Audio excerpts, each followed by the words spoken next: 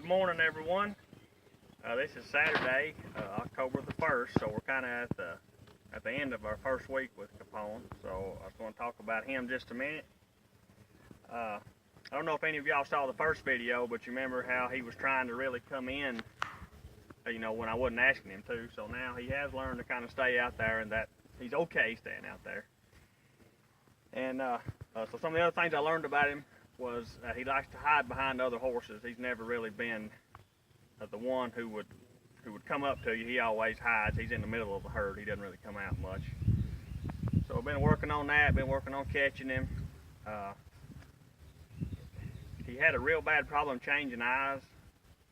So what I mean by that is if you're on his left side, and if you throw your lead rope around and have him turn, or if you put something on him where he has to focus on left and right side at the same time, he still has a pretty serious issue with that. And then yesterday we were out on a pony ride, so I was just ponying him along, and so there's a couple riders in the group, and he got real bothered whenever another rider would come up behind him, and then like they would go from right to left side. So we are going to have to address that before we ride him. So he is getting a little bit sore, so I'm going to try to get him shod within the next week or so. And the only reason he's getting sore is because he is from Myrtle Beach, South Carolina, so it's just sand, so we got a lot of rocks up here, so he can't handle these rocks. So that's on the agenda too. And so I'm just going to move him around a little bit, and so you see if you can see a difference in him now from what he was the other day when we first took this first video. And so I'm going to try to just keep this slow. And so what I'm going to work on is I want to work on changing eyes, and so I want to be able to push him away, and I want to be able to draw him. And then just have him face up and just kind of relax and not be trying to come up inside my bubble all the time. So go ahead and get started with him, and we'll show you where he's at. When I go to move him off here, I'm just going to ask him just kind of walk off kind of slow. He doesn't have to be going around here 100 miles an hour. There'll be a time when we'll ask him for that, but it's not really right now. So it's important to stay behind the shoulder, because that's your drive line. If you get in front of the shoulder, well, then he's going to turn, or he's going to do something else besides move forward. So I want to give him a clear way out. Now I want to push on this eye here. I just want him to turn. His inside right eye, correct? Yeah, his inside right eye. So we'll just wait here. So he's kind of, nope, that's not the answer. He wants to face up. Don't want him to face up here. So that's the answer. Just turn. If you remember in the first video, whenever he would turn like that, he would really shoot out of there like a rocket once he changed eyes, because he's real bothered with that. So he's getting better. Now if I want to draw him off the rail, then I'm going to step to my right here, and so I can pull him off the rail. All right, so now we'll go back to the rail, so I'm going to push on this left eye. I'm going to push here. Just wait. Just wait. Still pushing. Still pushing. Still pushing. And then we'll turn. And I'm going to push him back to the rail because I want him on the rail here.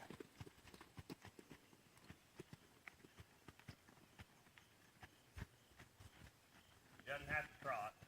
He can walk, so I'll try to slow down, see if I can just get him to walk. This is kind of what he wanted to do in the beginning. He wanted to go to a trot.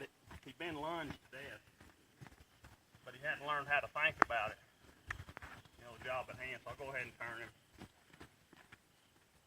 I just want him to walk.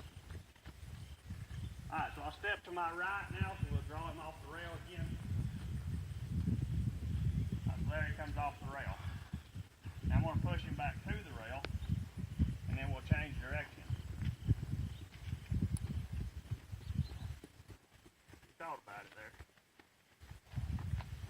Good. Now I'm going to draw him off the rail again by stepping to my left.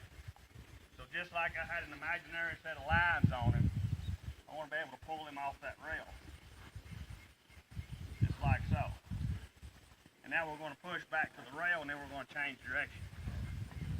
Push back to the rail, change direction. Now I'll draw him We'll see if we can get him to face up. Just wait. Just wait. Alright, so when I stop, if I move toward him, he needs to stop, just like that. Well, see, once I got him to draw, then I stopped him. Said, you can stay out there. The invitation ended. Yeah, the invitation ended. Once I stepped forward, whereas if I step back, see, that'll draw. We'll see if we can draw him a little more. Somebody wanted more explanation of that, I think, on one of the videos. Okay.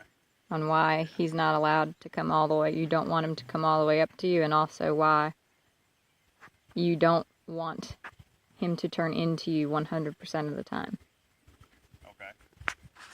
And just the reason for that is because he was so pushy about wanting to come in. That was what somebody just round pinned him to death, and they'd really made it really a lot of work out here. So all he wanted to do, he learned if he stood beside you, he didn't have to do nothing.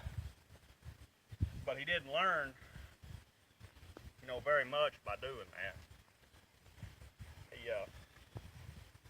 So anyway, so what I want to do is you're going to be able to draw him, you're going to be able to stop him, and you're going to be able to draw him again. So let's see if we can get him to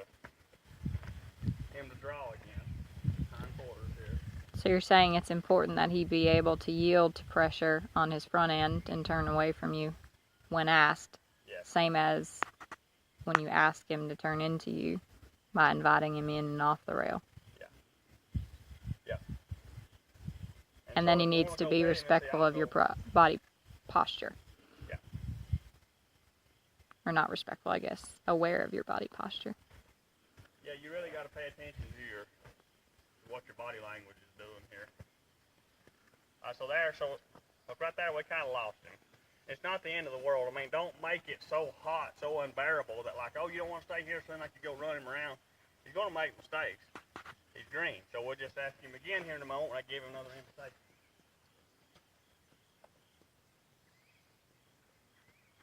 So I just hooked him on the left eye, so now I'm going to hook him on the right eye, so we'll change direction. And as soon as he changes, then I'll give him an invitation here to come in. There's the invitation. Now stop. So at that point, I stopped the invitation. That was all I needed from him. Now, if he were the opposite kind of horse, if he was one that was really standoffish and really afraid of me, then I would just keep asking him for that invitation, keep coming in. But he's the opposite. He wants to come in so bad because he don't want to do anything like that. And this is just a form of control, basically, what it is. Now we'll step the hindquarters this way. So this is where we lost him a second ago. And so we'll give him some time here. I might shake this flag very lightly. So we're going to lose him. Okay. I'll push on him a little bit, and I'll draw him again. Nope.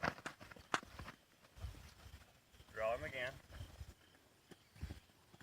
There. And so instead of stopping the invitation this time, we'll see if we can just use a little bit of that forward momentum here to get him to stay with me. Just like that. One step right there. His That's all feet, he needs to do. so his feet get a little sticky when he stands still for a little too long. Yeah, when he stands still, he gets sticky and then he gets worried. He doesn't know what he's supposed to do. Alright, and we are at just about 9 minutes. We had an issue with uploading videos, so I'm going to stop the video and then turn it back on.